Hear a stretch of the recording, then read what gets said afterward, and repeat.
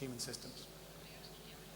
Grazie. C'è una domanda ancora davanti. Mi è piaciuto molto, penso che tutti l'abbiano colto, il termine humbled, perché l'ha usato l'altro giorno Obama quando gli hanno dato il premio Nobel, ha detto, lo dico, sono humbled, non solo surprised ma anche humbled, che vuol dire proprio questo senso di umiltà che in genere hanno i fisici. Prego. Ecco, anche la mia domanda è molto umile. Vorrei tornare su un punto di fondo, io credo, che però può aiutare a capire per le menti più semplici o quelli che non sono addentro a questo tipo di ragionamenti. Siamo abituati a pensare che un modello matematico ci aiuta a descrivere un fenomeno e che una volta descritto lo possiamo meglio comprendere e una volta meglio compreso possiamo forse prevenire un futuro sviluppo o il ripetersi di questo stesso fenomeno.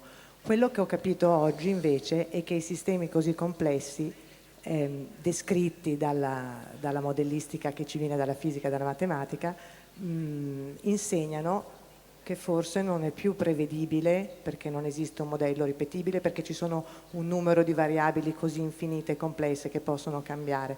Però non so se ho capito bene, mi dispiace tornare su questo discorso della prevedibilità e dell'applicazione dei modelli, che non sono un puro esercizio, però forse il fine non è più quello classico del fortune teller, in qualche modo.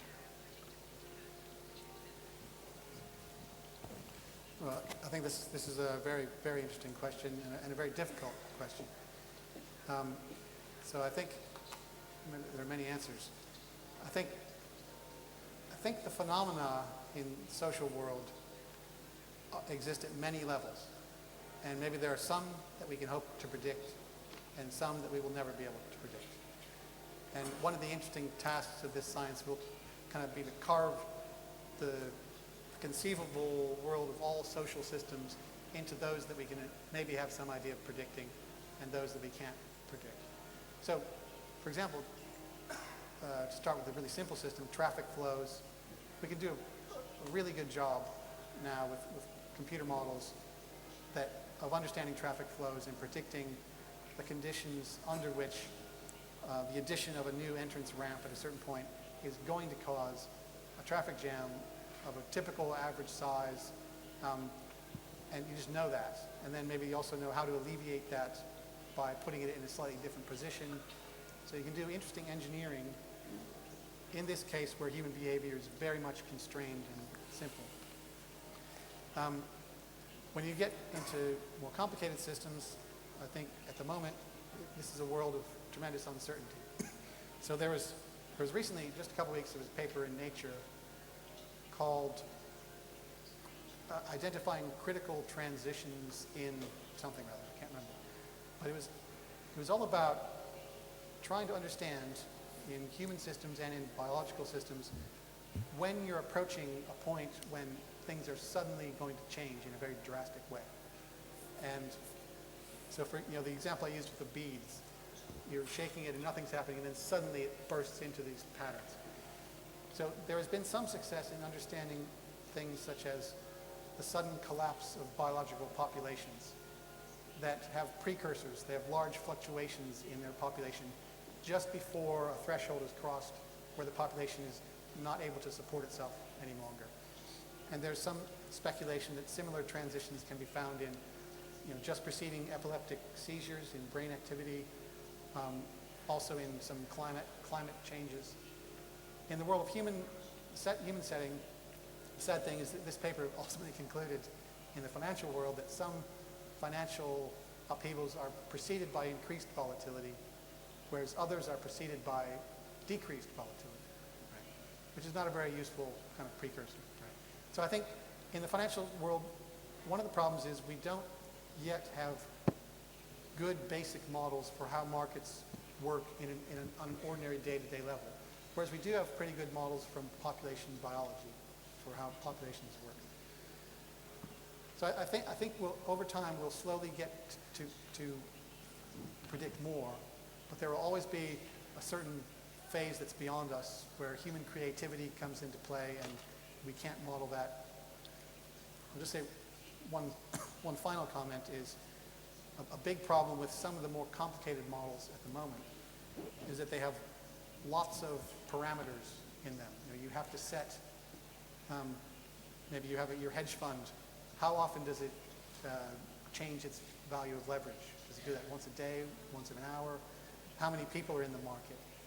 How many kinds of investors are there? You have to put these things into your model by hand. And that's not very satisfactory. And it's very hard to know whether you can trust the model, especially suppose if you change those parameters a little bit and the model starts working in a very different way. So this is it's called the problem of validating your model.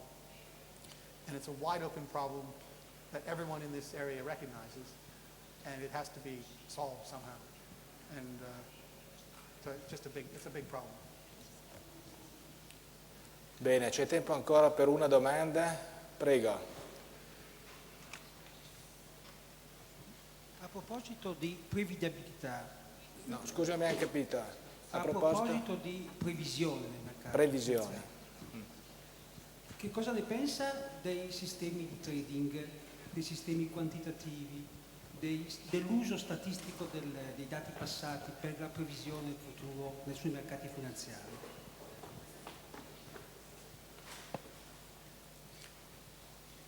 Well, I think, the picture that emerges from this kind of model of the market is that it's an adaptive market. The old view of economists was that markets are perfectly efficient. So any new information about a company, say they've changed their management or whatever, that immediately gets absorbed into the market. Everybody knows about it and it's factored into the price of that stock, which is exactly right. This new model is that, well, that's not really the truth. New information, when it comes available, the market does try to absorb it and bring it into play in prices, but people are acting on all kinds of different ideas. So the market is never really in equilibrium. There can be large deviations away from it. So there are short-term patterns in prices that can be identified and used to make predictions. And if you are sophisticated enough to have the computational tools to identify those patterns and trade, you can probably make profits on those. And I'm sure lots of big banks do this.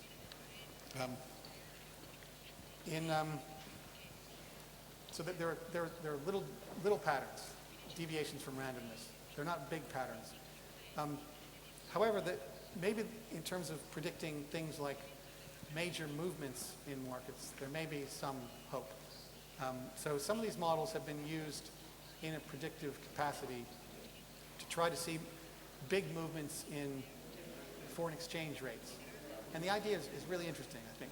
So you take this model, and it has 1,000 agents in it, and it produces a market. It's its own virtual market, and it produces a market where the prices fluctuate up and down.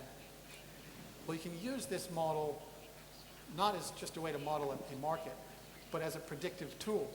So you take data from the real market, and you train this system, or you change the strategies that all the little agents in it are using until it reproduces the data that you see in the real market. And then you let it evolve one more moment forward. And it can give you a prediction of what ought to come out. And the interesting thing out of this is that in some crude sense, your virtual model of the market may capture something about the ecology of beliefs and expectations that is actually out there in the real world, even though you don't have access to it. And these models have been used because you can look into the model and see what all the 1,000 different people are thinking and expecting. You can find that on some days, maybe 90% of the people come to expect that prices are going to fall on the next day. And if that's the case, you can be sure they will fall, and fall in a big way on the next day, because everyone's going to sell. So these models kind of give you this bizarre way of looking into maybe some details about that ecology of beliefs that's driving the market. And perhaps you can at least pick out windows when you think it's more likely for some big event to happen in the market. So that's one interesting idea. Grazie. Io mi permetto di dare una risposta invece alla signora psicologa che